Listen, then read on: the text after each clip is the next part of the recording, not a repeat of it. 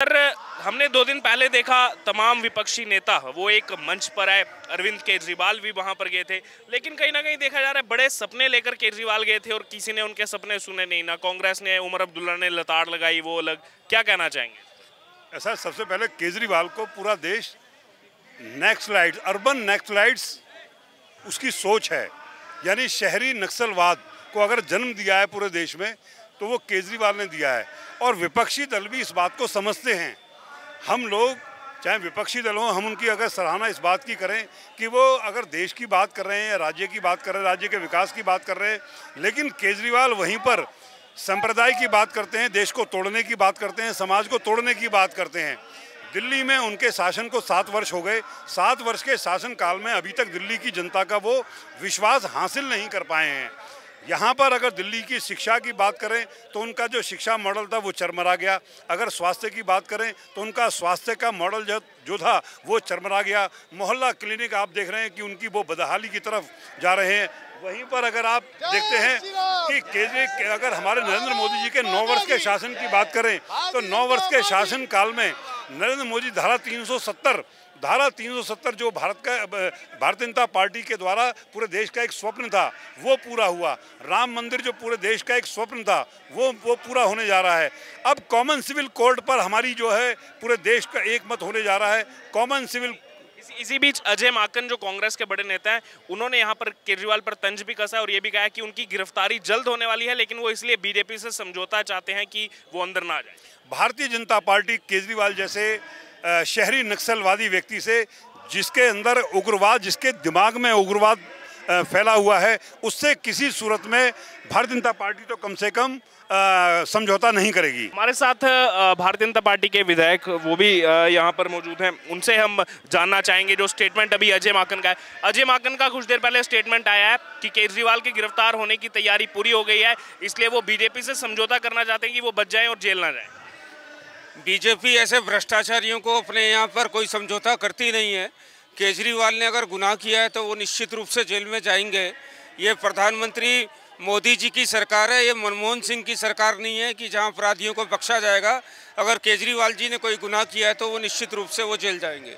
क्या लग रहा है, बड़े बड़े अल्टीमेटम दिए गए, बड़े बड़े सपने लेकर के पटना वो पहुंचे थे, लेकिन फिर प्रेस कॉन्फ्रेंस में भी नहीं आए और जो देखिए कि अपने रवैये के कारण वो पटना से भी खाली हाथ आए हैं और जिस प्रकार की वो राजनीति वो कर रहे हैं उसको देश ने स्वीकार नहीं किया। और अजय माकन ने साथ ही ये भी कहा है कि केजरीवाल कर क्या रहे हैं। पहले दिन गाली देते हैं कांग्रेस को, अगले दिन हाथ जोड़ते हैं कि आ जाओ हमारे साथ। कभी राजस्थान में जाकर के अशोक गहलोत को गाली दे रहे हैं, फिर कह रहे हैं कांग्रेस हमारे साथ है। कांग्रेस को तय करना है कि ऐसे आदमी को साथ लेना है या दूर रखना है। केजरीवाल एक ऐसी बीमारी है जो जिसके लग जाएंगी वो परेशान होगा। ये बड़ी स्टेटमेंट जो है इनकी तरफ से दी गई है। आइए बात करते हैं यहाँ पर। प्रवीण कुमार जैन यहीं के रहने वाले जी। क्या कहेंगे, 3 बार दिल्ली की जनता ने चुन करके उनको भेजा और अभी एक तरफ वो कहते रहते हैं कि हमारा जो है पूरा वर्चस्व बढ़ रहा है, बीजेपी पीछे जा रही है, हम ऊपर जा रहे हैं, लेकिन दूसरी तरफ हर पार्टी के साथ भी वो लग रहे हैं कि हमारा समर्थन दे दो, लेकिन वो समर्थन अब दिख रहा है कि मिल नहीं रहा है उनको अध्यादेश के मामले। हमारा कहना है बीजेपी ही सरकार आएगी, वही आएगी।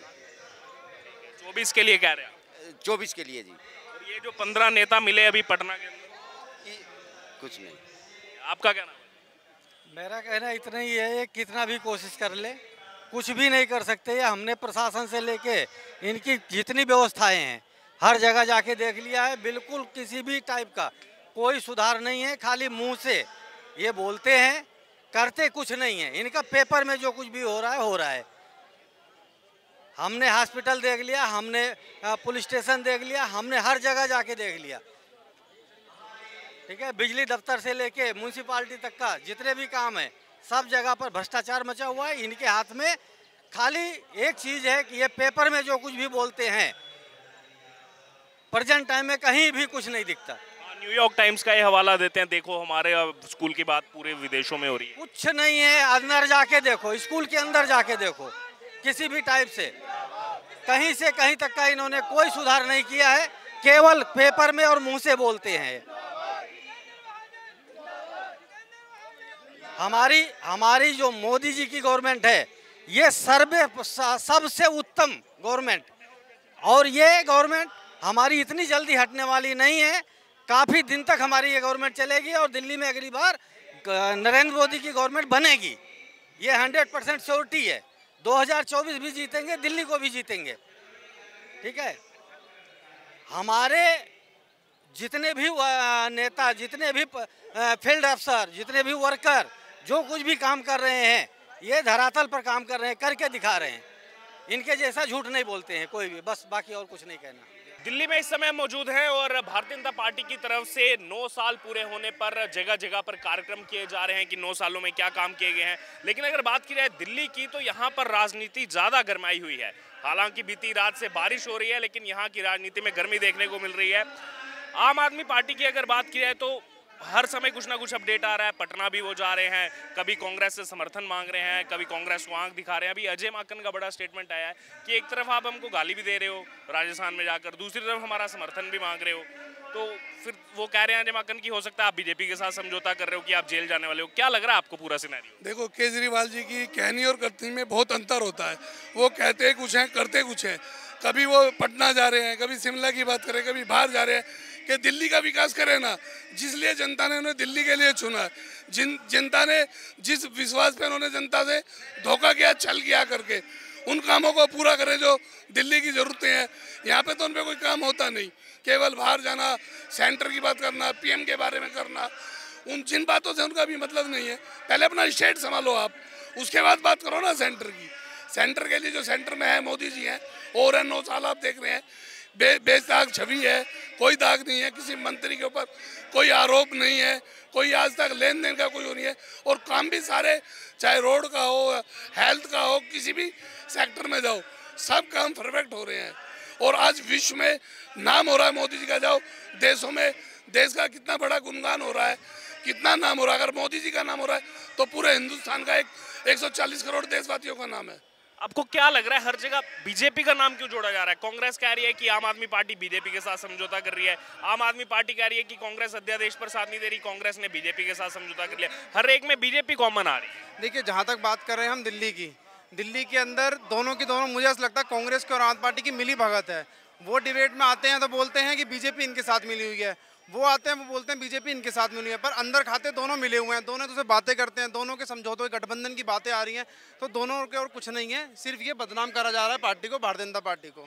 क्या लग रहा है, क्योंकि ये अभी जो पटना में बैठक दी तो थी कि 2024 में बीजेपी को रोकना है, मोदी को रोकना है, लेकिन केजरीवाल तोड़ के अध्यादेश के अलावा कुछ बात ही नहीं कर रहे वो। देखो, जो पावर है ये सेंटर है, ये दिल्ली जो है सेंटर टेरिटरी के अंदर आता है, तो ये काम जो सेंटर के दिन वो सेंटर के दिन होगा। जो उनके काम है उन कामों को तो करें, जो काम उनके हैं उन्हें तो करते नहीं है। जो उनके काम नहीं है, अध्यादेश ये और वो फलाना, चलो अध्यादेश भी आता है तो कानून बनाता है सांसद, पार्लियामेंट में बना है, राज्यसभा में पास होगा, संसद में पास हुआ है, तो ये बनेगा कानून। तो ये उससे क्या दिक्कत है इनको अध्यादेश से? अध्यादेश आ रहा क्या, एक पोस्टिंग और उनसे करके वो सारे काम कर लेंगे। काम तो उन्हें क्षेत्र में जमीन के उतर कर जनता से मिलकर काम करना पड़ेगा। पहले वादे तो करते थे मैं जो भी काम करूंगा जनता से पूछ के राय शुमारी से करूंगा। एक बार दरबार लगाया, दोबारा दरबार ही नहीं लगा आज तक। तो जनता से क्या राय ले रहे हैं? जनता का कौन से हित में काम किया है? कौन सा हॉस्पिटल बनाए, कौन से स्कूल बनाए हैं, कहाँ पर कॉलेज है, कहाँ पर रोड है, कहाँ पर सफाई हुई है नालों की? कोई काम हुआ हो तो बताओ। जो काम कॉमनवेल्थ गेम में शीला जी के टाइम में हुए थे, जो फ्लाईओवर बने थे, आज तक उन्हीं के नारियल नहीं तोड़ पाए। उसके अलावा तो उन्होंने कोई आज तक कोई उपलब्धि है तो बताइए। 25 जून का दिन इतिहास में सब जानते हैं। 48 साल पहले देश में आपातकाल लगाया गया था, लाखों लोगों को अरेस्ट कर लिया गया था, पत्रकारों पर भी सेंसरशिप लग गई थी, कोई न्यूज़ नहीं दिखा सकते थे। लेकिन दूसरी तरफ विपक्षी दल बोल रहे हैं कि 9 साल से तो देश में अघोषित इमरजेंसी लगी हुई है। देखिए, ऐसा कुछ नहीं है, 9 साल से अघोषित इमरजेंसी लगी हुई है। सिर्फ और सिर्फ मैं फिर कहना चाहूँगा, दिल्ली के अंदर जिस वादों पे ये लोग आए थे, जिन वादों पे इन्होंने वोट मांगी थी, लोगों को सिर्फ और सिर्फ गुमराह करने का काम दिया जा रहा है, ताकि लोगों की स्कूल की बात ना करें, एजुकेशन की बात ना करें, हेल्थ की बात ना करें, रोड की बात ना करें। तो ये गुमराह करने के लिए कभी कहते हैं कि 9 साल से मोदी जी हिटलर हैं, मोदी जी देखिए बाहर घूम रहे हैं, मोदी देखिए ये कर रहे हैं। पर आपने क्या किया है आप तो बताइए। सिर्फ और सिर्फ मोदी जी को टारगेट करने के पीछे लगे हुए हैं, अपने काम के बारे में कोई बात नहीं करनी चाहते ये लोग।